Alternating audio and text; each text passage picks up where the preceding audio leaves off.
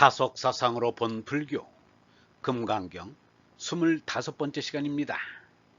오늘은 부처님 사리를 모신 것처럼 받들다, 부처님 사리를 모신 것처럼 받들다 라는 제목으로 말씀드리겠습니다. 개응공양 여불탐묘, 스승님의 유고를 모신 곳처럼 받들 것이다. 석가부다의 말씀을 적은 책이 석가부다를 대신한다는 말입니다. 석가부다님이 돌아간 다음에는 석가부다의 유고를 모신 곳이 가장 소중한데, 경전을 소장한 곳은 석가부다의 유고를 모신 것보다 더 존중되어야 한다는 말입니다. 따지고 보면 유고는 흙덩어리에 지나지 않지만 그 말씀은 진리가 깃들이 있기 때문입니다. 석가부다는 살아서도 내 몸이 붓다가 아니고 내 얼이 붓다이다 라고 기회 있을 때마다 가르쳤습니다. 그러므로 유고를 모신 곳보다 경전을 받든 곳이 더 존중되어야 하는 것입니다. 물론 석가부다의 몸이 붓다가 아니라고 그 몸에 불경한 짓을 해서는 안 되듯이 유고를 모신 탐묘는 그것대로 존중되어야 합니다. 석가부다의 정신을 무시하고 그 몸만 받드는 것이 의미가 없듯이 불경을 팽개치고 탐묘만 받드는 것은 본말이 뒤집힌 일이라고 아니할 수 없습니다. 석가부다는 80살의 나이에 쿠시나가라성 밖에 있는 샬라 숲속 쌍수 아래에서 숨을 거두었습니다. 시신은 보관사로 운구하여 화장했으며 남은 요고는 나누어 가져가 탐묘를 세워 보관했습니다. 이를 수투파라 하는데 무덤의 덮개를 가리킵니다. 그것을 탑 또는 탐묘라 이르게 되었습니다. 탑은 밑에 단을 설치하고 위에는 둥근 모양의 평두와 우산 같은 덮개를 씌웠습니다. 중동 지역에서는 석굴을 무덤으로 썼는데 인도에는 석탑을 만들어 무덤으로 쓴 것입니다. 오늘날 우리나라에서 보는 큰 탑이 아니고 나지막한 탑입니다. 탐묘 둘레에는 힌두들이 마을을 이루어 살게 되었습니다. 현존하는 불탑 가운데 가장 오래된 것은 바르후트에 있고 가장 전형적인 것은 산치에 있습니다. 금강경에는 탐묘 얘기만 있지 불상 얘기는 없습니다. 금강경을 쓴 BC 2세기경에는 이 세상에 불상이라고는 없었습니다. 석가부다가 돌아간 뒤 500년 동안은 탐묘만 있고 불상은 없는 무불상기였습니다. 인도 전역을 통일했으며 불교를 후원한 것으로도 이름난 아쇼카 왕이 석가부다를 기념하는 석주를 세웠지만 불상을 만든 일은 없습니다. 탐묘 둘레에 쳐진 석책을 난순이라 하며 그 난순 표면에 석가부다의 본생담 얘기는 부조가 되어 있는데 불상은 전혀 없습니다. 석가부다가 제자들에게 자신의 육신의 모습을 그리거나 만드는 것을 얼마나 못하게 했는지를 짐작할 수 있습니다. 석가부다는 브라만교의 우상 숭배를 아주 싫어했습니다. 우상은 진리가 아니며 얼로 무소부지한 니르바나님이 진리인 것입니다. 그런데 지금 석가부다가 와서 본다면 얼마나 놀랄 것인가. 우상 종교를 싫어한 석가인데 아이러니컬하게도 온통 불상 예배뿐인 오늘의 불교를 보고 무엇이라 하겠는가.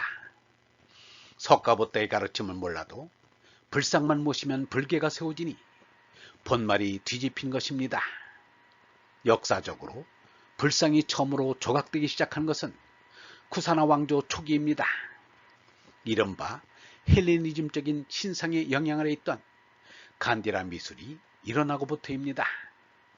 예술 작품이 예술로만 끝났으면 좋았을 터인데 예비 대상으로 삼고는 예불에만 치중하고 석가부다의 가르침을 소홀히 하게 되어 불교의 정신적인 후퇴 현상이 두드러지게 된 것입니다. 중국 선불교의 선사들은 이 사실을 누구보다도 잘 알고 있었습니다. 그래서 임제는 예불을 기피하기도 하고 다나는 나무 부처를 불태우기도 하는 불경을 저지르게 된 것입니다. 사실은 불경이 아니라 지극한 공경인 것입니다.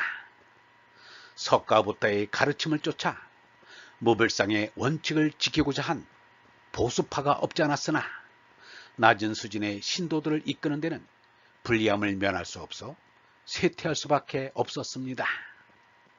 뒤에 숭가 왕조 때에는 힌두이즘이 부활하면서 불상을 부숴버리는 이른바 파불 정책으로 말미암아 인도에서 불교가 몰리게 되었습니다. 천인 아수라, 하늘 사람 짐승. 불경의 특색은 가공의 천신과 가공의 악마와 가공의 부처와 가공의 보살이 많다는 것입니다. 예수가 이미 있던 천사와 마귀의 낱말을 적절히 활용하듯이 석가도 그렇게 한 것 같습니다. 그러나 석가보다는 건전한 상식과 심오한 진리를 고루 갖춘 이입니다. 석가보다는 천신에 대해서 이렇게 말하였습니다. 너희들은 잠깐 그쳐라. 근심과 슬픔을 품어서는 안 된다. 세상은 무상한 것이다. 굳고 강하여 영구히 변하지 않은 것은 하나도 없다.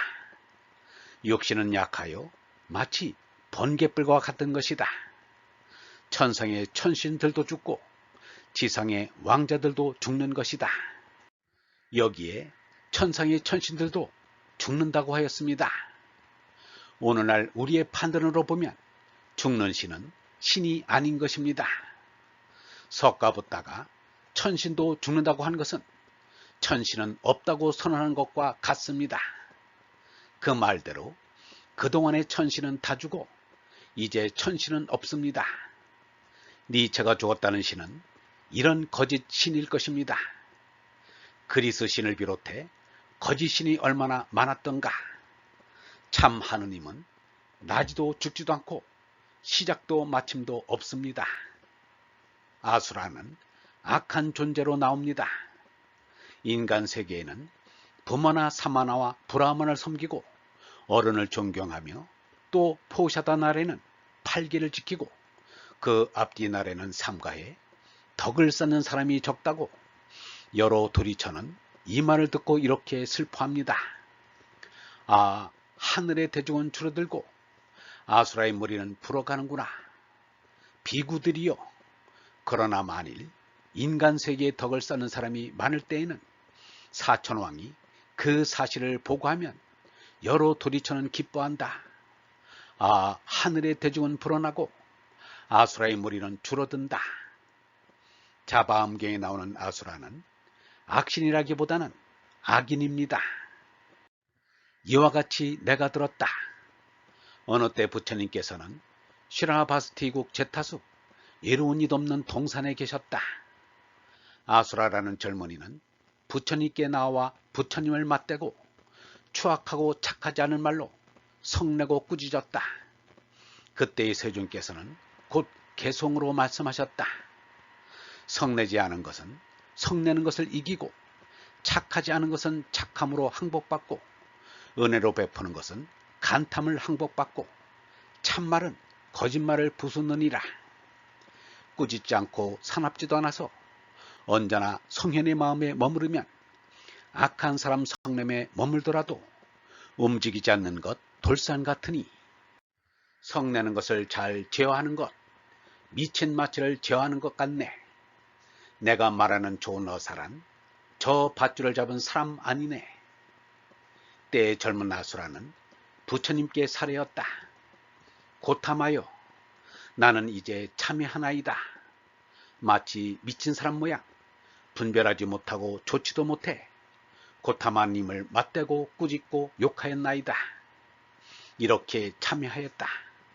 때의 아수라는 부처님 말씀을 듣고 기뻐하면서 예배하고 떠났다. 얼번 여러분, 죽는 천신은 신이 아닙니다. 신이라면 영원한 생명인 하느님뿐입니다.